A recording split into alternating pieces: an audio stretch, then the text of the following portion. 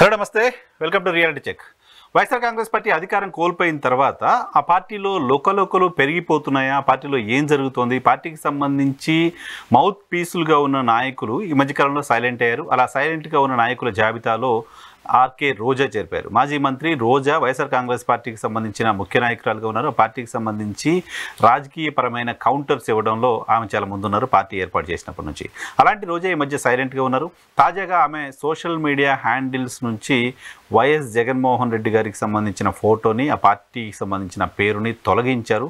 So దీనిపైన రకరకాల చర్చలు సోషల్ మీడియాలో నడుస్తున్నాయి. దీంతోపాటు తాజా రాజకీయ పరిణామాలు, ఈవీఎంల గొడవ, బాలినేని శ్రీనివాసరెడ్డి కూడా పార్టీ నాయకత్వం పైన అసంతృప్తి వ్యక్తం చేయడం వంటి అంశాలపైన మనతో మాట్లాడడానికి senior political analyst Purushottam Reddy గారు మనతో పాటు లైవ్లో జాయిన్ అవుతున్నారు. సార్ నమస్తే, వెల్కమ్ టు ఈహా.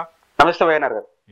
సార్ ఏంటి అసలు వైసీపీలో లోకలోకలేంటి, గొడవలేంటి, రోజా గారి పరిస్థితి ఏంటి? ఆమె పార్టీ మారుతారంటూ ప్రచారం జరుగుతోంది. సహజంగా ఓడిపోయిన తర్వాత బలహీనతలను ఒకసారిగా బయటకు వస్తాయి. దానికి కారణం ఓడిపోవడం ఒక కారణం అయితే ధైర్యం కూడా వస్తుంది. వైసీపీ భారీ ఓటమి చెవి చూసింది కాబట్టి సహజంగా రావచ్చు. రోజా గారికి సంబంధించిన ఎపిసోడ్ 2, ఒకటి ఈ కింద పార్టీలో ఏం జరుగుతుందని ఒక పాయింట్, రోజా గారు సైలెంట్ గా ఉండడం ద్వారా జరుగుతున్న చర్చ ఇంకొక పాయింట్. వ్యక్తిగతంగా నాకు కూడా అంత పరిచయం ఉంది. నాకున్న అవగాహన మేరకు రోజా గారి పైన అంత చర్చ జరగడానికి ఒక మూలమైన కారణం ఏంటంటే ఆమె సహజమైన స్వభావానికి భిన్నంగా వ్యవహరిస్తున్నారు. ఆమె సహజమైన స్వభావం ఏంటంటే ఓడిపోయినా గెలిచిన మరుసటి రోజు నుంచి అటాకింగ్ మోడ్ లోకి వెళ్ళిపోతారు. ఇది ఆమె గత చరిత్ర. ఒక్కసారిగా ఆమె భిన్నమైన లైన్ తీసుకున్నట్టున్నారు. అంటే ఓడిపోయిన పార్టీకి ఓడిపోయింది కూడా భారీ మెజారిటీ. అంటే రాష్ట్రంలో అన్ని చోట్ల ఓడిపోయారని మీరు అనొచ్చు. బట్ నగిరికి వచ్చి ఏమవుతుందంటే రెడ్డివారి రాజశేఖర రెడ్డి గారు, గాలం ఇట్లాంటి మహామహులు కూడా 4,000-5,000తో ఓడిపోయే నియోజకవర్గం అది, గెలుపు ఓటములు. అలాంటిది 40,000తో ఓడిపోవడంతో ఆమె కొంచెం డిసప్పాయింట్ మోడ్ లో ఉంది. కాబట్టి అదొక కారణం కనిపిస్తా ఉంది. రెండోది ఆమె కొంత నేర్చుకున్నట్టుంది అనుభవం. అంటే మనం ఎలా, ఆమె స్వభావం ఏంటంటే జనరల్ గా పెద్ద కల్ముషం ఉండదు, కానీ బ్యాలెన్స్ ఉండదు, లౌక్యం ఉండదు, అటాకింగ్ మోడ్. ఎవరైనా ఇట్లా మాట్లాడమేరు అంటే వెళ్ళిపోతుంది, తనకు నచ్చింది చేసేస్తుంది, దాని పర్యవసానం చూడదు. అట్లా లేదు కదా ఇప్పుడు అనేది అందరూ అనుమానం. దట్టు నగిరి గురించి తెలియని వాళ్ళు చెన్నైకి వెళ్ళిపోయింది అంటారు. నగిరికి చెన్నైకి అనుబంధం ఏంటి? నగిరి దాటుకుంటే చెన్నై, చెన్నై వేరు, నగిరి తమిళనాడు వేరు. కొన్ని గ్రామాలు అయితే ఈ గ్రామం తమిళనాడు ఉంటుంది, ఈ గ్రామం చెన్నైలో ఉంటుంది, ఇదే ఆంధ్ర ఉంటుంది. ఇది నాకు తెలుసు కాబట్టి చెప్తున్నాను. కాబట్టి నగిరిలో ఉండడం నేర్చుకోవాలి. కాబట్టి విజయవాడలో ఉండేవాళ్ళు గుంటూరులో ఎట్టుంటారో నగిరిలో ఉండేవాళ్ళు చెన్నైలో ఉండడం అదే పద్ధతి. కాబట్టి చెన్నైలో ఇల్లు ఉంది కాబట్టి అటు వెళ్ళారు. వీళ్ళందరితో పార్టీ అభిమానులు వీళ్ళందరితో రెగ్యులర్ గా టచ్ లో ఉన్నారు. ఓడిపోయారు, రెస్ట్ మోడ్ లో ఉన్నారు, అటాకింగ్ మోడ్ లో రావాల్సిన వాతావరణం కనపడట్లేదు. కాబట్టి ఆమె సైలెన్స్ గా ఉండడం అనేది చాలా మందికి ఇబ్బంది కలుగుతాం. అంటే జనరల్ గా ఆమెని తిట్టి సరదా తీర్చుకునే వాళ్ళు, ఆమె తిట్టడం ద్వారా బతికే బ్యాచ్ ఒకటి సోషల్ మీడియాలో బలంగా ఉంది. ఇది పరాన్న జీవులు అంటుంటాం, ఇతరుల మీద ఆధారపడి బతికేవాళ్ళు. వాళ్ళందరికీ ఇప్పుడు ఏమి దొరకట్ల పాయింట్స్ ఏమి. అందువల్ల వాళ్ళు డిసప్పాయింట్స్ అన్నిటిని తీస్తున్నారు. నేను కూడా చూశాను గత 2 రోజులుగా సోషల్ మీడియాలో ఆమె ప్రొఫైల్ పిక్ నుంచి. ఆమెకు 3 ఉన్నాయి. ఒకటి ఇన్స్టాగ్రామ్ ఉంది, ఎక్స్ ఉంది, అదే విధంగా ఫేస్బుక్ ఉంది. నేను 3 చూశాను. 3లో జగన్మోహన్ రెడ్డి గారి ఫోటో కాదు, సిద్ధం సభల ఫోటో ఉంది. ఎన్నికలకు సిద్ధం అని. నిజానికి ఇప్పుడు దాన్ని చూస్తే ఎన్నికలకు ఇంకా ఎన్నికల సిద్ధం 29లో ఎలక్షన్స్. కాబట్టి ఇప్పుడు ఆమె ఫోటో మామూలుగా ఉంది. బట్ ఆమె ఫాలో అవుతున్న లిస్ట్ చూశాను. అంటే ఇన్స్టాగ్రామ్ ఆ 3 ఓన్లీ ఇద్దరినే ఫాలో అవుతా. అదొకటి వైఎస్ఆర్ కాంగ్రెస్ పార్టీ, రెండోది వైఎస్ జగన్మోహన్ రెడ్డి గారు. అదేం మారలేదు. నిజంగా ఆలోచనలు ఉంటే ఇట్లా చేయదు కదా. రెగ్యులర్ గా వాట్సాప్ స్టేటస్ కూడా చూస్తుంటాను. ఎక్కడ రోజుకు ఒక స్టేటస్ జగన్ గారి మీద పెడతానే ఉంటుంది. అంటే పబ్లిక్ గా రాకపోవడం వల్ల తెలియదు. ఇవన్నీ పర్సనల్ గా ఉండాలో తెలుస్తుంది తప్ప దూరంగా ఉండాలో తెలియదు. కాబట్టి రోజా గారు మా సహజ ధోరణికి భిన్నంగా వ్యవహరించడం వల్ల ఇట్లాంటి చర్చ వస్తుందేమో అనుకుంటున్నాను. కానీ ఆమె ఓటమికి తెలుగుదేశం పార్టీ కంటే సొంత పార్టీ వల్లే ఎక్కువ కారణమయ్యారనేది నిజం కదా. సో వాళ్ళని కంట్రోల్ చేయడంలో పార్టీ వాళ్ళని కంట్రోల్ చేయలేకపోయింది అనేది ఆమె అసంతృప్తికి కారణమై ఉండొచ్చు కదా. ఆమె పట్ల నాకున్న అవగాహన విషయం ముఖ్యమంత్రి గారికి కూడా తెలుసు కదా. వాళ్ళని కంట్రోల్ చేయించడంలో నాయకత్వం ఫెయిల్ అయింది అని ఆమె ఎలక్షన్ రోజు మాట్లాడారు. దుర్మార్గం రాష్ట్రంలో ఎక్కడా లేదు, సైకిల్ కొట్టేయమని చెప్తున్నారని ఎలక్షన్ రోజు మాట్లాడారు ఆవిడ. బేసిక్ గా ఒక 5,000 3,000 అంటే ఆరోపణకి కన్ఫర్మ్ చేసుకోవచ్చు. కానీ 40,000 ఓట్లు తేడా కాబట్టి వాళ్ళు ఓడించలేదు. అంతవరకు మనం పక్కాగా నిర్ణయించుకోవచ్చు. ఎందుకు అంత కెపాసిటీ వాళ్ళు లేరు. రోజా గారు కాకుండా నగర నియోజకవర్గంలో వందల వేల ఓట్లు అటు ఇటు మార్చేవాళ్ళు లేరు. 40,000 ఓట్లు తేడా కాబట్టి వాళ్ళు ఓడించారనేది మనం నిర్ధారణ ఖచ్చితంగా రూల్డ్ అవుట్ అది. కానీ కొంతమంది వ్యక్తులు బలంగా ఆమెకు వ్యతిరేకంగా పనిచేశారు. ఇది ఒక వాస్తవం, దాన్ని ఎవరు కాదనలేరు. ఆమె చెప్పిన మాట వాస్తవం. రెండో అంశం ఏంటంటే ఆమెకు వ్యతిరేకంగా ఉండే వాళ్ళు చాలా మంది పదవులు వచ్చినాయి నగిరిలో. జనరల్ గా ఆయా నియోజకవర్గాల్లో మంత్రులుగా ఉండే వాళ్ళకి మంత్రులు మా కాని వాళ్ళకి అసలు పదవులు రావు. దానికి రివర్స్ లో ఆయనకు పదవులు వచ్చినాయి. ఆడు పెద్ద ఆమెకు వ్యతిరేకంగా ఉండేవాళ్ళు ఎవరేమో పెద్ద ఎత్తున ఓటర్స్ కాదు, ఓటర్లను ప్రభావితం చేసేవాళ్ళు కాదు, కానీ నచ్చ కదా. కాబట్టి ఖచ్చితంగా ఆమెకు వ్యతిరేకంగా ఇటిందా పార్టీలో చాలా మంది పనిచేసినారు. అదొక వాస్తవం. దీన్ని కంట్రోల్ చేయడంలో వైఎస్ఆర్ కాంగ్రెస్ పార్టీ నాయకత్వం వైఫల్యం చెందిందని అనుకోవాలా, లేకపోతే ఇండైరెక్ట్ గా వద్దు అనుకున్నారా, అది రెండు అర్థం కాలేదు ఇంకా మనకు. కాబట్టి ఖచ్చితంగా ఎందుకంటే కంటిన్యూ ప్రాసెస్ ఉంటా ఉంది. అంటే ఆమె గెలిచినప్పటి నుంచి ఏపీఐసి అధ్యక్షులైనా మంత్రి అయినా కూడా అది కంటిన్యూ టోన్స్ వినిపిస్తానే ఉన్నాయి. అలా ఉండకూడదు, ఎవరినో ఒకరు వదులుకోవాలి. ఇప్పుడు వైఎస్ఆర్ కాంగ్రెస్ పార్టీలో జగన్మోహన్ రెడ్డి గారు అధికారంతో ప్రొఫెషనలిజం కోల్పోయిందంటే అదే. ఆయన వచ్చినప్పుడు మాట్లాడుతున్నాడు, వెళ్ళిపోయిన తర్వాత ఫిర్యాదు చేయడానికి జగన్ గారు తప్ప ఎవరు కనపడరు. కాబట్టి అది పెరగడం అనేది ఖచ్చితంగా ఆమె ఇరిటేషన్. ఆ మొదటి నుంచి తెలుగుదేశం ఉన్నప్పుడు ఆ ఇబ్బందులు ఎదుర్కొంది, ఇటిందా పార్టీ వాళ్ళు ఇబ్బంది పట్టి ఇప్పుడు ఆ ఇబ్బందులు ఉన్నట్టుంది. దాని కారణంగా అసంతృప్తి ఉండాలని నేను అనుకోను. ఏదో ఇంటర్నల్ గా తేల్చుకుంటారు ఆమె, బట్ అసంతృప్తి కాదు, ఓడిపోయిన డిసప్పాయింటెడ్ పరిస్థితులు పక్వానికి వచ్చేదానికి యాక్టివ్ అవుతుంది అనుకుంటాను. బట్ మీరు చెప్పిన సమస్య మాత్రం ఉంది. కాస్త అతి చేశారేమో ఆమె అని సొంత పార్టీ వాళ్ళు కూడా భావించిన పరిస్థితి కదా మంత్రిగా ఉన్నప్పుడు. ఖచ్చితంగా అనేక సందర్భాల్లో ఆమె బహిరంగంగా మాట్లాడారు, పత్రికల్లో మీలాంటి ఛానల్స్ లో వచ్చినాయి. ఆ నగిరి నియోజకవర్గంలో జగన్మోహన్ రెడ్డి గారు ఒకనొక దశలో ఒక నాయకుడిని ఒక నాయకురాల్ని ఈమెను కలిసి సేకండ్ బలవంతంగా ఇచ్చాడు నగిరిలో పబ్లిక్ మీటింగ్ లో, కలుపుతున్నట్టుగా, అంటే విభేదాలు వద్దన్నట్టుగా. అంటే కలపడం మళ్ళీ ఏమైంది పట్టించుకోవాలి కదా ఆయన. దాదాపు మళ్ళీ కూడా 1 year అయింది. అంటే చెకప్ లేదు, పైకి కిందకి పార్టీకి చెకప్ లేకపోవడం వల్ల ఇట్లాంటివన్నీ పెరిగి పెద్దయినా ఖచ్చితంగా డిసప్పాయింట్ అవుతారు కదా. ఆమె ఓడించే శక్తి వాళ్ళకి లేకపోయినా ఒక పవర్ఫుల్ లీడర్ గా ఉండేవాడిని దాటి ఈ విధంగా ఇరిటేషన్ చేస్తా ఉన్నా కూడా పైన వాళ్ళకి పదవులు ఇస్తున్నారనే బాధ చాలా ఎక్కువ ఉంటుంది. వాళ్ళకి ఓట్లు ఓడించే శక్తి వాళ్ళకి లేదు, గెలిపించే శక్తి లేదు, కానీ బాధ ఉంటుంది కదా. నేను ఇంత బాధ్యతాయుతమైన పెద్ద బాధ్యతలు నిర్వహిస్తున్నాను, అందరికి ట్రోల్ గురవుతున్నాను, కానీ వాళ్ళకి తెలుస్తున్నా కూడా అలాంటి వాళ్ళకి మళ్ళీ రాష్ట్ర స్థాయి కార్పొరేషన్స్ అన్ని రావడం అనేది ఆమె ఖచ్చితంగా డిసప్పాయింట్ మూడ్ ఉంటుంది. అది కొంత అసంతృప్తి అంతర్గతంగా ఉంటుంది. రోజా గారు కూడా అతి చేశారు లాంటి ఇంప్రెషన్ వైఎస్ఆర్ కాంగ్రెస్ పార్టీలో చాలా మంది నాయకులు మాట్లాడుతూ ఉంటారు ఆఫ్ ది రికార్డు. సో అది ఆమె ఏమైనా ఫీల్ అవుతున్నారా? ఎందుకంటే చంద్రబాబు నాయుడు గారు అరెస్ట్ రోజు టపాసులు కాల్చడం అనేది ఎక్స్ట్రీమ్ కదా.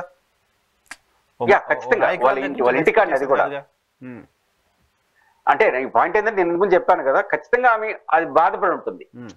ఎందుకంటే మాస్ లీడరు ఒక 1, 2, 3, 4 లో ఒకరు వైసీపీ అనగానే పదవితో సంబంధం లేకుండా గుర్తు వచ్చే లీడర్ ఆమె. రాష్ట్రంలో సినిమా హీరోయిన్ ఉంది కాబట్టి ఫెరోసస్ లీడరు.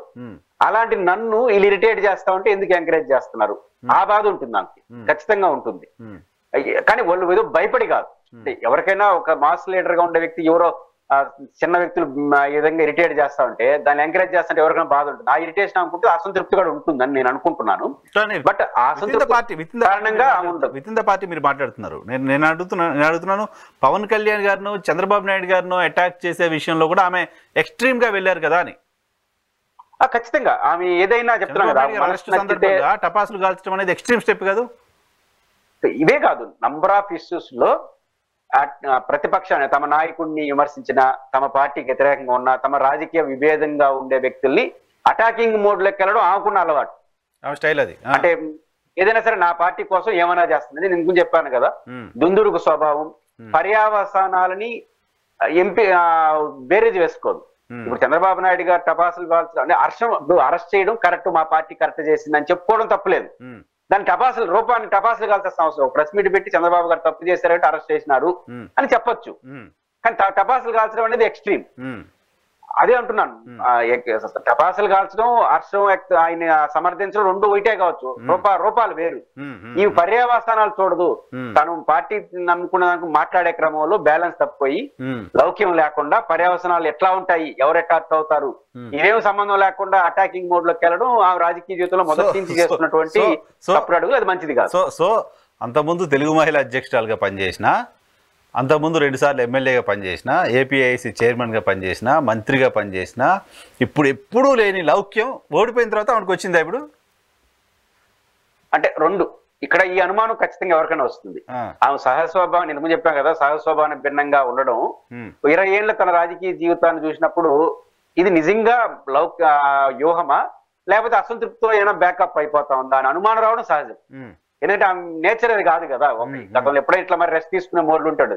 కానీ నేను అనుకుంటుంది నాకు కొంత చనువు ఉంది కాబట్టి ఆమెతో మాట్లాడుతుంటాను అప్పుడప్పుడు, కాబట్టి నాకున్న అవగాహన మేరకు, అది రాజకీయ నాయకులు అన్ని కూడా నిజాలు చెప్పరు కదా, మనకు కూడా చెప్పరు కదా, నాకు కూడా చెప్పేటకపోవచ్చు. నేను పరిశీలించినంత మేరకు ఆ అసంతృప్తి, నాకు ఎప్పుడు మాట్లాడలేదు కానీ ఆ అసంతృప్తి ఖచ్చితంగా ఉంటుంది. కానీ దానివల్ల బ్యాకప్ కాలేదు ఇప్పుడు, ఎందుకంటే వాతావరణం మారింది. అటాకింగ్, రోజా గారి స్వభావం ఏంటంటే అటాకింగ్. ఇప్పుడు బయటకు వస్తే మాట్లాడి టపాసులు కాల్చి అని చెప్పారు కదా, చూసుకుంటాం బస్తీ మీద సవాల్ రెండు రాని నేచర్ ఉంది. ఇప్పుడు ఆ వాతావరణం కూడా లేదు, అది కూడా ఒక కారణం ఉండొచ్చు. ఇప్పుడు బయటకు వస్తే అలా కాకుండా సౌమ్యంగా మాట్లాడింది అనుకోండి, రోజా భయపడింది అంటారు కదా, దాని బదులు రెస్ట్ తీసుకుంటే బెటర్ ఏమైనా అనుకునిందా, అది కూడా ఉండొచ్చు. కాబట్టి కొంత వాతావరణం. నిజానికి కూటమికి సంబంధించిన నాయకులతో చాలా డిసప్పాయింటెడ్ గా ఉన్నారు వీళ్ళు. ఇప్పుడు మేము తిడుతుంటే, మేము చేస్తుంటే ఇక్కడ అటాక్ చేసి ఎవరైనా వచ్చి మాట్లాడతారంటే ఎవరు రావట్లేదనే డిసప్పాయింట్మెంట్ లో ఉన్నారు వాళ్ళంతా.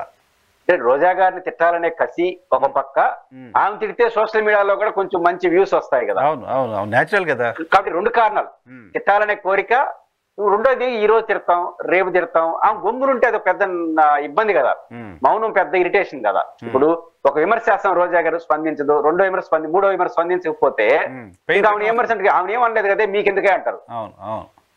ఇప్పుడు రోజా గారి పాయింట్ ఆఫ్ వ్యూ మీరు చెప్పారు, okay. But YSR Congress party point of వ్యూలో వైఎస్ఆర్ కాంగ్రెస్ పార్టీ ఇంకా అసలు ఏం జరుగుతుంది ఏంటి అంత సెట్ చేసుకునే పరిస్థితిలో లేదా? పార్టీలో నాయకత్వం, బాలినేని గారు మాట్లాడారు కొద్దిసేపు క్రితం, ఆయన పార్టీకి ఎలక్షన్ అయిపోయిన దగ్గర నుంచి నేను దూరంగా ఉన్నాను, పార్టీ నన్ను పట్టించుకోవట్లేదు, ఈవెన్ ఈవీఎంల పైన నేను చేస్తున్న ఫైట్ పైన కూడా అసలు ఏం జరుగుతుందని పార్టీ నాయకత్వం ఇప్పటివరకు ఫోన్ చేయలేదు అంటారు ఆయన. బాలినేని గారు చెప్తున్న మాటలు కరెక్టా తప్ప అనేది ఆ పార్టీ అంతర్గత వ్యవహారం అయినప్పటికీ, ఆయన చెప్పిన ఒక కామెంట్ మాత్రం, ఇంత ఈవీఎంల పైన ఫైట్ చేసినప్పుడు నాతో పార్టీ మాట్లాడలేదనే నిజమైతే అసలు వైఎస్ఆర్ కాంగ్రెస్ పార్టీకి రాజకీయ లక్షణాలు ఉన్నాయా అని మనం అనుమానం వస్తుంది. అదే ఎందుకంటే గాలివాటం పార్టీ అయిపోతాం. ఎందుకంటున్నానంటే ఈ మాట, ఈరోజు వైసీపీకి గ్లామర్ వచ్చిందే బాలినేని గారి ద్వారా. ఎప్పుడు ఆఫ్టర్ ఎలక్షన్స్ అవును ఈ సాహసం చేస్తాం. ఎందుకంటే ఈవీఎంల చర్చ అనేది వైసీపీని ఒక్కసారిగా ఇమేజ్ ఎక్కడికో పెంచేసింది. అది ఎందుకంటే ఇంకా ఇది ఈవీఎంల ద్వారానే వాళ్ళు గెలిచినారు, ఈవీఎంలు లేకుండా ఉంటే జగన్ గెలుచుండేవాడేమన్న వాతావరణం ఒక బలమైన సమాజంలో వచ్చేసింది. ఇది ఖచ్చితంగా వైసీపీకి లాంగ్ రన్ లో చాలా పెద్ద ప్రయోజనం. దానికి ఎవరు బాధ్యులు, ఎవరు ఆద్యులు? ఖచ్చితంగా బాలినేని శ్రీనివాసరెడ్డి గారే, మిగతా వాళ్ళు కాదు కదా. ఆయన 5 లక్షల ఫీజు కట్టి నిలబడకపోయింటే ఈ చర్చ వచ్చి ఉండదు, జగన్ గారు మాట్లాడే అయిపోయిండేది. కానీ దాని ఇంతవరకు ఆయనతో మాట్లాడలేదు అన్నది నిజమైతే, ఆయన నిజం చెప్పలేదు నాకు తెలియదు, నిజమైతే అసలు రాజకీయ పార్టీ లక్షణాలు వైసీపీకి ఉన్నాయా అని అనుమానం కలుగుతుంది. ఖచ్చితంగా ఇది చాలా ప్రమాదకరం కూడా రాజకీయ పార్టీ. ఇక్కడ కొంత సెన్సేషన్ అవ్వచ్చు ఇష్యూ. నాకున్న ఇన్ఫర్మేషన్ ప్రకారం ఈవీఎంల విషయంలో ఫైట్ చేయడానికి సంబంధించి జగన్మోహన్ రెడ్డి గారు ఇంట్రెస్ట్గా లేరు అంట. ఈవీఎంలో ఏదో జరిగిందని అనుమానం ఉన్నప్పటికీ ఈవీఎంల పైన మనం పోరాటం చేయాల్సిన అవసరం లేదనే మూడ్లో జగన్మోహన్ రెడ్డి గారు ఉన్నారు. ఎందుకు ఆయన ఆ మూడ్లోకి పోయారు అనే దానిపైన రకరకాల వార్తలు వస్తున్నాయి. భారతీయ జనతా పార్టీ ఏదో చెప్పింది, ఇంకేదో మాట్లాడుతున్నారు. లేకపోతే ఒక బాలినేని శ్రీనివాసరెడ్డి లేకపోతే అక్కడ చంద్రశేఖర్ గారు విజయనగరంలో ఉన్న వీళ్ళిద్దరే ఎందుకు వేస్తారు? ఎలక్షన్ అయిపోయిన తర్వాత వారం 10 రోజులకే ఈవీఎంల పైన అనుమానాలు ఉన్నాయి. వాళ్ళు లీగల్ టీంతో సుదీర్ఘంగా వైఎస్ఆర్ కాంగ్రెస్ పార్టీకి సంబంధించిన నాయకులు మాట్లాడారు, ఏం చేయాలి ఏంటి అనేది డిస్కస్ చేశారు. కానీ కనీసం వీళ్ళతో అప్లై చేయించలా, రీవెరిఫికేషన్కి అప్లై కూడా చేయించలా. ఎందుకంటే దీనిపైన మనం పోరాటం చేయకూడదు అనేది జగన్మోహన్ రెడ్డి గారు అప్పుడే నిర్ణయం తీసుకున్నారు. ఆ నిర్ణయం తీసుకోవడం వెనక రీజన్ ఏంటి అనేది తెలియట్లా. సో జగన్మోహన్ రెడ్డి గారితో నేను ఇప్పటివరకు టచ్లో లేను అని బాలినేని శ్రీనివాసరెడ్డి గారు ఇప్పుడు చెప్తున్నారంటే, సో బాలినేని శ్రీనివాసరెడ్డి గారు టచ్లో లేరు కాబట్టి ఈవీఎంలపైన మనం పోరాటం చేయొద్దు అని జగన్మోహన్ రెడ్డి గారి మనసులో ఉన్నమాట ఆయన తెలియలేదేమో, అందుకోసం రీవెరిఫికేషన్కి అప్లై చేశారేమో.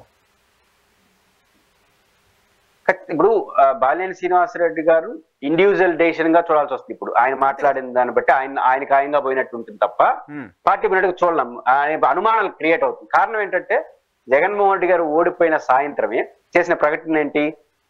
ఈవీఎంల పైన అనుమానాన్ని సూటిగా వ్యక్తం చేశాడు. మనం ఏమీ చేయలేము, మనకు ఆధారాలు లేవు కూడా అన్నాడు. అన్నప్పుడు ఏం చేయాలి? రాష్ట్రంలోని 164 ఓడిపోయిన ప్రతి ఒక్కరికి మెసేజ్ ఇచ్చుండాలి. 45 రోజుల లోపల మనం అప్లికేషన్ పెట్టుకోవాలి కదని. 2, ఎంపీలు 21 ఎంపీలు 164 ఎమ్మెల్యేలకి మెసేజ్లు ఇచ్చి వారం 10 రోజుల్లో కంప్లైంట్ రైజ్ చేయండి ఎక్కడైతే అనుమానాలు వ్యక్తం అవుతుందో. ఇప్పుడు కొన్ని చోట్ల కొన్ని వార్డులో ఒకే ఓటు వచ్చింది అంటున్నారు. ఇట్లాంటి చోట ఈవీఎం వెరిఫికేషన్స్ 1-6 ఒక 20-30 పెట్టుంటే అట్టుడుకుపోయింటుంది ఈవీఎం సమస్య. ఎందుకంటే ఒక్క బాలినేని గారితో ఇంత సమస్య అయినప్పుడు మొత్తం ఎంటైర్ పార్టీ 164లో గాని ఒక 50-60 పెట్టి ఉంటే పెద్ద సమస్యగా మారిపోయింది, రాజకీయ సమస్యగా మారిపోతుంది. కానీ జగన్ గారు మొదటి రోజే దాన్ని వ్యక్తం చేసి తర్వాత లేదంటే నేను అనుకుంటుంది ఒక చర్చగా నడుస్తుంది. అదేంటంటే ఇది ఈ రోజు చంద్రబాబు నాయుడు గారికి మెడలు చుట్టుకునే పోయి end of the day Modi మెడలు చుట్టుకుంటుంది కదా, ఎలక్షన్ కమిషన్ అంతా వాళ్ళ చేతిలోనే ఉంది కదా అని విమర్శ జగన్ గారు చెప్పారు కదా. దీని పెద్దోళ్ళ పొత్తు, పెద్దోళ్ళ యొక్క కూటమి ఇది కాబట్టి ఏమైనా చేసి ఉండొచ్చు, ఆ భగవంతుడి తెలియాలని మాట్లాడినా అంటే వాళ్ళ మీద కూడా వస్తుంది. ఈ రోజు వరకు ఎలక్షన్ కమిషన్ ఇప్పుడు ఈ ఈవీ ప్యాడ్లు ధ్వంసం చేయడం, ఇంతవరకు Form 20 పెట్టకపోవడం, ఇవన్నీ చూస్తున్నప్పుడు పైన ఎలక్షన్ కమిషన్ అండర్లేకుండా వీళ్ళు చేస్తుంటారా అనే అనుమానం వచ్చినప్పుడు ఢిల్లీ మీద పోరాడాలి. జగన్మోహన్ రెడ్డి గారి పోరాటం ఇక్కడికి అయిపోయింది ఆంధ్రాలో, ఇంకా ఢిల్లీ మీద పోరాటాలు చేసే పరిస్థితి వస్తే మోడీ మెడకు చుట్టుకుంటుంది. కాబట్టి జగన్ గారు చేయలేదేమో అనే భావన కలగడానికి ఒక వాతావరణం ఉంటుంది. యాజ్ ఏ పర్సనల్ గా నేను నమ్ముతున్నది ఏంటంటే ఎప్పుడు కూడా రాజకీయాల్లో నిజాల కన్నా ప్రజల విశ్వాసం చాలా ఇంపార్టెంట్.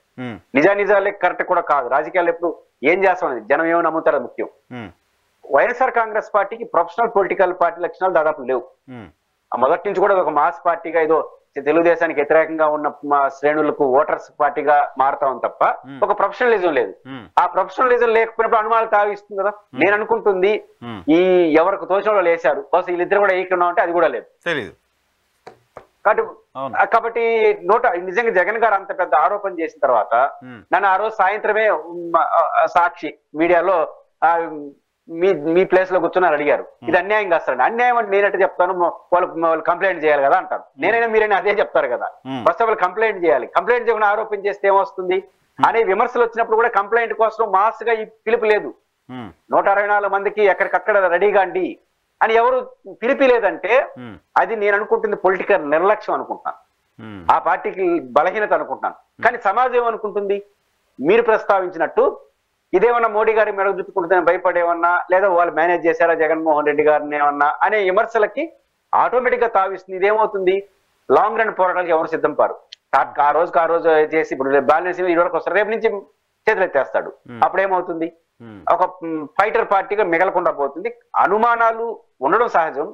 అనుమానాలు బలం నిజం లేకపోయినా అనుమానాలు బలం చేసేట్టుగా ఆ పార్టీ నడకుండడం అనేది ఆ పార్టీకి నష్టం. పైగా మీకు ఇక్కడ ఎలక్షన్ కమిషన్ వ్యవహార శైలి అనుమానాలకు తావిస్తుంటే కూడా బాగా అనుమానాలు తావిస్తున్నారు. Form 20 పెట్టరు, ఒకటి కాల్ చేస్తారు. రెండోది ఈవీఎం మిషన్ లో ఛార్జింగ్ సంబంధించి లేదు. ఇప్పుడు ఈ మొత్తం వ్యవహారం ఓట్లు ఈవీవీప్యాట్లు ఈ కౌంటెడ్ ఓట్లు పోల్డ్ ఓట్లకు మధ్య వ్యత్యాసం దేశవ్యాప్తంగా చర్చ జరుగుతోంది కదా.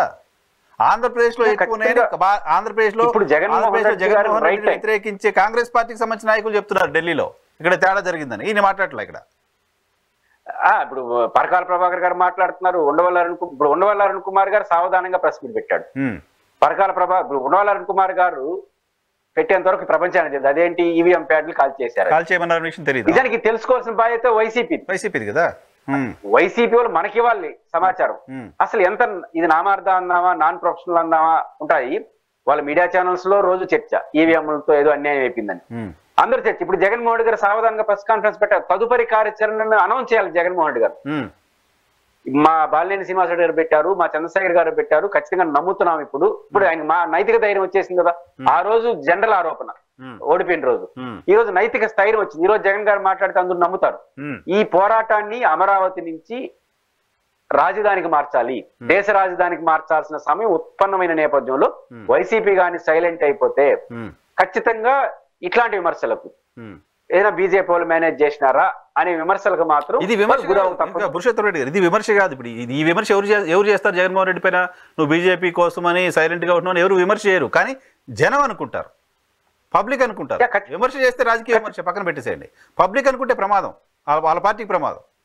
నిన్నటి తాళం చెవులు ఎక్కడ ఉన్నాయో 4 గంటలు 5 గంటలు ఈవీఎం అవి ఉన్న గోడౌన్ తాళం చెవులు ఎత్తుకుతారా? 45 రోజుల్లో అభ్యర్థులు కంప్లైంట్ చేయొచ్చు. కానీ ఒక రికగ్నైజ్డ్ పొలిటికల్ పార్టీగా ఈవీఎం మిషన్ లో సంబంధించిన ఈవీప్యాడ్లు కాల్ చేసినట్టు మేము ఒకటి, 2 ఫామ్ 20 పెట్టకపోవడం, దీనిపైన వైసీపీ డైరెక్ట్ గా పార్టీగానే 2 చేయొచ్చు. ఒకటి సుప్రీంకోర్టులో పార్టీగా కేసు వేయొచ్చు, ఇది పెద్ద కేసు అవుతుంది, ఆ అభ్యర్థి పోవాల్సిన అవసరం లా. మామూలుగా అయితే అభ్యర్థి పోవాలి, ఇప్పుడు నీకు డైరెక్ట్ గా మెమోలు ఇచ్చారు కాబట్టి పోవచ్చు. రెండోది పార్లమెంట్ సభ్యుల ద్వారా మీ 11 మంది సభ్యులు రాజ్యసభలో ఉన్నారు, మీరు ఎందుకు అభిశంసన పెట్టవచ్చు ఎలక్షన్ కమిషన్ పైన? ఏమవుతుంది తర్వాత? ఒకసారి అభిశంసన పెట్టండి, భారత చరిత్రలో ఎప్పుడు జరిగినట్లేదు, మొత్తం దేశం అల్లకొలం అయిపోతుంది కదా ఎలక్షన్ యాంగిల్లో. కాబట్టి ఇప్పుడు ఖచ్చితంగా జగన్మోహన్ రెడ్డి గారి పైన బయట వస్తున్నటువంటి ఏదైతే వస్తున్నాయో దాన్ని నేనైతే విశ్వసించలేను. కానీ మీరు ఈ స్టెప్స్ తీసుకోకపోతే సుప్రీంకోర్టులో ఫైల్ చేయడం కేసు, పార్లమెంట్ వేదికగా మీ పోరాటం, ఇప్పుడు ఉదాహరణకు మీ పైన దాడులు జరిగినప్పుడు ఢిల్లీ వేదికగా ఆందోళన చేశారు కదా పార్టీ కార్యకర్తల రక్షణ కోసం, ప్రజాస్వామ్య రక్షణ కోసం ఢిల్లీలో ధర్నా చేయాలి కదా. ప్రజాస్వామ్య రక్షణ కన్నా కనపడాలి కదా. చేస్తున్న మీ పార్టీ నాయకుడేమో జగన్మోహన్ రెడ్డికి సంబంధం లేదు నేనే చేస్తున్నా చెప్తుండ్రు, కనీసం మీరు చేయకపోయినా చేస్తున్నట్టు కనపడాలి కదా. అంతే కదా. ఖచ్చితంగా వస్తే ఏమవుతుందంటే ఒక పార్టీ నాయకత్వం పైన లాంగ్ రన్ పోరాటానికి యంత్రాంగం భయపడుతుంది. ఇప్పుడు ప్రజా పోరాటాలు రాబోయే కాలం పెరుగుతాయి కదా, దడో పేడో తేల్చుకుందామని పోరాడాల్సిన పార్టీ నాయకత్వం రేపు ఎంతవరకు పోరాడతాడో నాయకుడు తెలియదు. ఏమో అనుమానాల నాయకత్వం మీద వస్తే చాలా ప్రమాదం వస్తుంది. కానీ ఖచ్చితంగా వైసీపీ ఫర్దర్ పోరాటాన్ని ఢిల్లీ వేదికగా మార్చకపోతే ఒక చిన్న అపనమ్మకం అనేది పార్టీ కార్యకర్తలు రావడం సహజం. సో ఇప్పుడు ఏంటి, బాలినేని గారు జనసేనలోకి వెళ్తారని ప్రచారం జరుగుతోంది, రోజా గారు కూడా పార్టీ మారుతారనే ప్రచారం జరుగుతోంది, ఆళ్ళ నాని గారు ఆల్రెడీ పార్టీ రిజైన్ చేశారు, ఆయన కూడా జనసేనలోనే ఎక్కడో చేరతారని ప్రచారం జరుగుతోంది. స్థానిక సంస్థల్లో అంతా ఏలూరు కార్పొరేషన్ పోయింది, ఒంగోలు కార్పొరేషన్ పోయింది, వైజాగ్ కార్పొరేషన్కి ఎసరు పెట్టేశారు. సో ఈ పరిస్థితి ఉంటే వైఎస్ఆర్ కాంగ్రెస్ పార్టీకి సంబంధించిన నాయకత్వం దీన్ని బ్యాలెన్స్ చేసుకోకపోతే, దీన్ని ఇంటాక్ట్గా ఉంచే ప్రయత్నం చేయకపోతే ఆ పార్టీ పరిస్థితి ఏంటి? అంటే వాళ్ళు ఈ విషయంలో మళ్ళీ చెప్పదలుచుకుంది అది ప్రైవేట్ లిమిటెడ్ కంపెనీ లాగా నడుస్తుంది. ఒక చైర్మన్, ఒక సిఇఓ, ఒక బోర్డ్ ఆఫ్ డైరెక్టర్స్ ఉంటారు. అట్లా పొలిటికల్ పార్టీ కుదరదు. కానీ వాళ్ళు బండ సూత్రం ఒకటి చెప్తారు, మీరు ఆ ప్రశ్న అడిగిన వాళ్ళని నేను అడిగినా అని చెప్తారంటే 23 మంది ఎమ్మెల్యేల పార్టీ నుంచి వెళ్ళిపోయినా ఏమీ చేయలేకపోయినారు అనే సూత్రమే చెప్తున్నారు ఎప్పటికీ. వాళ్ళ జీవితకాలం రేపు కూడా పోతున్నారు, ఏం చేస్తారు మీరంటే 23 మంది సిట్టింగ్ ఎంపీలు పోయినా ఏం చేసినారు, 23 సీట్లు వచ్చినాయి, ఆ 23 మందిలో ఒకరు కూడా గెలవలేదు, రేపు పోయే వాళ్ళకంతా అదే పరిస్థితి శాపనార్థాలు పెట్టడం బండ సిద్ధాంతం చెప్తారు. నా పాయింట్ ఏంటంటే అది 2019 జగన్మోహన్ రెడ్డి గెలవక ముందు సిద్ధాంతం. జగన్మోహన్ రెడ్డి గారు గెలవక ముందు పోరాట యోధుడు, నమ్మకమైన వాళ్ళకు భరోసా ఇచ్చేవాడు, మాట తప్పనివాడు, పార్టీ కేడర్ని రాజశేఖర రెడ్డి లాగా చూసుకుంటాడు. ఇదండి ముఖ్యమంత్రి కాకముందు సర్టిఫికేట్లు. ముఖ్యమంత్రి అయిన తర్వాత కొన్ని సర్టిఫికేట్లు పోయినాయి. ఈయన ఎవరితో మాట్లాడరని, పార్టీ కార్యకర్తలకు అందుబాటులో ఉండరని ఇవన్నీ వచ్చేసినాయి కదా. ఇప్పుడు 2019 నాటి పరిస్థితి 2029 ఉండవు. వైసీపీ ఏమనుకుంటా ఉందంటే 23 మంది పోతే ఏమైందని. ఇప్పుడు అపనమ్మకం ఇటు పార్టీ శ్రేణుల్లో ఉంది. పోయిన వాళ్ళందరూ అపనమ్మకంతో పోయారు నేను అన్నాను, వాళ్ళ రాజకీయ ప్రయోజనాల కోసమే ఎక్కువ మంది పోతారు. కానీ కేడర్లో అసంతృప్తి ఉంది. కేడర్లో వస్తుంది కదా, కేడర్లో వస్తుంది. పోయిన వాళ్ళని పట్టించుకోడు, మాతో మాట్లాడు, మళ్ళీ గెలిస్తే ఏమవుతుంది 2019 లాగా తయారవుతాడా అనే అనుమానం వచ్చేస్తే 2019 లాగా పోరాడతారా? పోరాడకపోతే చంద్రబాబు గారి దయ మన ప్రాప్తం. చంద్రబాబు మీద కోపం వస్తే గెలిపించాలి, లేకపోతే మళ్ళీ మొదటికి వస్తుంది అనే పరిస్థితి వస్తే మాత్రం ప్రమాదం. అందువల్ల పొలిటికల్ ప్రొఫెషనలిజం లేకపోవడం వల్ల ఇప్పుడు ప్రకాశం జిల్లా బాలినేని గారి సబ్జెక్ట్ ఉంది. సరే వాళ్ళ పార్టీ అంతర్గత వ్యవహారం, చెవిరెడ్డి భాస్కర్ రెడ్డి గారిని పెడతారా, ఎవరిని పెడతారని, కానీ సమాజానికి అప్పీల్ చేయాలి కదా. ఆయన పార్టీకి ఆయన అసంతృప్తి వ్యక్తం చేసుకుంటా ఉంటాడు, ఇంకో ఆయన పార్టీకి అనౌన్సులు చేసుకుంటా ఉంటారు. ఇప్పుడు దీంట్లో మీరు ఎవరు కరెక్ట్ ఎవరో తేల్చి వదులుకోవడం తీర్చుకోవడం చేయాలి కదా.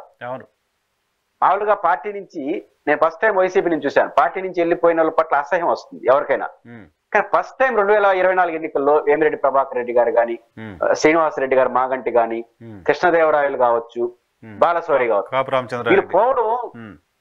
వీళ్ళు పోవడం మనం చేస్తున్న తప్పేమో అని ప్రతి వైసీపీ కార్యకర్త అనుకుంటున్నాడు. ఇది చాలా ప్రమాదం అంటాను నేను. వాళ్ళ కెపాసిటీ ఎంత అనేది వేరే సంగతి. ఇది ఎప్పుడు కానీ ఇది ప్రమాదం కదా. కాబట్టి దీని ఎట్లా అడ్రస్ చేయాలంటే వాళ్ళు పోయేవాళ్ళు పోయినారు, మా ఇష్టం మేము నిర్ణయించుకుంటాం. ఇప్పుడు చెవిరెడ్డి భాస్కర్ రెడ్డి గారిని కడప ఒంగోలు ఎంపీగా పెట్టారు. ఎందుకు పెట్టారు? ఎవరైనా కన్విన్స్ చేసినారా? అంతర్గతంగా ఏం మాట్లాడారో మనకు తెలియదు, కానీ ప్రపంచాన్ని కూడా కన్విన్స్ చేయాలి. వేరే జిల్లా అయింది కదా, పెట్టడానికి నేను తప్పట్ను. మీరు పెట్టుకోవచ్చు. అమరావతి ప్రకాశం జిల్లా వాళ్ళు తిరుపతిలో పోటీ చేయలేదా? కాబట్టి నెల్లూరు రాష్ట్రంలో 42 మందిలో 8 మంది 9 మంది నెల్లూరు ఉన్నారు. కానీ దానికి ఒక లాజిక్ ఉంటుంది. వాళ్ళు పోటీ చేసేటప్పుడు వాళ్ళకి ఒక లాజిక్ ఉంటుంది. అట్లా లాజిక్ ఇదే అని ప్రపంచానికి చెప్పాలి. ప్రజల్ని కన్విన్స్ చేయడం కాకుండా వైసీపీ వాళ్ళు కన్విన్స్ అయితే చాలు అనే ధోరణి మాత్రం ఆ పార్టీకి అంత మంచిది కాదు. సో ఇప్పుడు దాని ప్రభావం ఈవీఎంల అంశానికి సంబంధించి ఒక స్ట్రాటజిక్ కంక్లూజన్ ఉండే పరిస్థితి లేదు. ఉంటే వాళ్ళు రాజకీయంగా మంచి భవిష్యత్తు ఉంటుంది. ఈవీఎంల విషయంలో ఉంటుంది. పార్టీకి ఒక విశ్వాసం, ఒక సీరియస్ స్ట్రగుల్ వస్తే జగన్ చివరి వరకు పోరాడతాడు, ఆయన జగన్ గారే పట్టుకుంటే చివరి వరకు నిలబడతాడు అనేది మాట ఎప్పుడు వస్తుంది? రాజకీయ నిర్ణయాల్లో కూడా రావాలి. వైడ్ బాగొట్టుకున్నారు. అదేది గెలిస్తే మన వాళ్ళు పట్టించుకుంటాడు అనేది ఒక సర్టిఫికేట్ వచ్చేసింది. ఇది కూడా పోయింది అనుకోండి, చివరికి నిలబడతారని. అది చాలా పెద్ద డ్యామేజ్ అనేది వైసీపీకి అవుతుంది. అంటే ఆ ప్రొఫెషనలిజం పార్టీలో తెచ్చుకోవాలి. మరి వాళ్ళు ఎప్పుడు తెచ్చుకుంటారో చూడాలి. ప్రొఫెషనల్ లేకపోతే బాలినేని శ్రీనివాసరెడ్డి గారిది పొరపాటు అయినా, నా పాయింట్ ఏంటంటే బాలినేని గారి కరెక్టా, జగన్ గారి కరెక్టా, పార్టీ కరెక్టా నాకు తెలియదు. కానీ దీన్ని అడ్రస్ చేయకపోతే బాలినేని గారి తప్పు అయినా కూడా ఆయనదే కరెక్ట్ అనుకుంటారు జనం అనుకుంటారు. ఆయన పార్టీకి ఆయన మాట్లాడేస్తున్నాడు. మీరు దాన్ని ఏం అడ్రస్ చేయకపోతే బాలినేని గారు స్వార్థంతో వెళ్ళినా కూడా తప్పు ఎవరిది అవుతుంది? ఖచ్చితంగా వైసీపీది అవుతుంది. అడ్రస్ చేయకపోతే. ఇప్పుడు పోయిన ఎంపీలు ఎమ్మెల్యేలు అందరూ నిజంగా జగన్ గారు తప్పు వీళ్ళు తప్పుడు చేస్తుండొచ్చు, కానీ ఏమో ఊరిని అడ్రస్ చేయకుండా వేమిరెడ్డి గారు ఎందుకు పోయారు, నాకేం సంబంధం, కృష్ణదేవరాయలు ఎందుకు పోయినాడు, మాకు సంబంధం లేదు, పోయేవాడు పోతాడు ఉండేవాడు ఉంటాడు అనే మాట వల్ల వాళ్ళు పొరపాటు ధోరణిలో ఉన్న వాళ్ళు కూడా జగన్ గారితే తప్పేమో అనుకునే అభిప్రాయం రావడానికి అవకాశం. Right correct sir. ఏం జరుగుతుందో చూద్దాం. వైఎస్ఆర్ కాంగ్రెస్ పార్టీలో ఈ లోకల్ ఇంకా కంటిన్యూ అయ్యే పరిస్థితి కనపడుతుంది. ఇంకా చాలా మంది నాయకులు ఇటువంటి అసంతృప్తితో ఉన్నారంటూ వార్తలు వస్తున్నాయి. పర్టికులర్గా బాలినేని ఎపిసోడ్ ఈరోజు ఆయన పేల్చిన బాంబు పార్టీ ఆయన నాయకత్వానికి నా పోరాటంతో సంబంధం లేదు అంటూ ఆయన చెప్పిన మాట చాలా కీలకమైన కామెంట్గా చూడాల్సిన అవసరం ఉంది. రాష్ట్రంలో రాబోయే రోజుల్లో ఈ అంశం చుట్టూ రాజకీయాలు మరింత కాలం కొనసాగే అవకాశం కనపడుతుంది. Thank you very much Purushottam Reddy గారు బాగా సభ కేటాయించినందుకు. ఇది ఇవాళ రియాలిటీ చెక్ ఎపిసోడ్లో మళ్ళీ కలుద్దాం. చూస్తున్నామండి.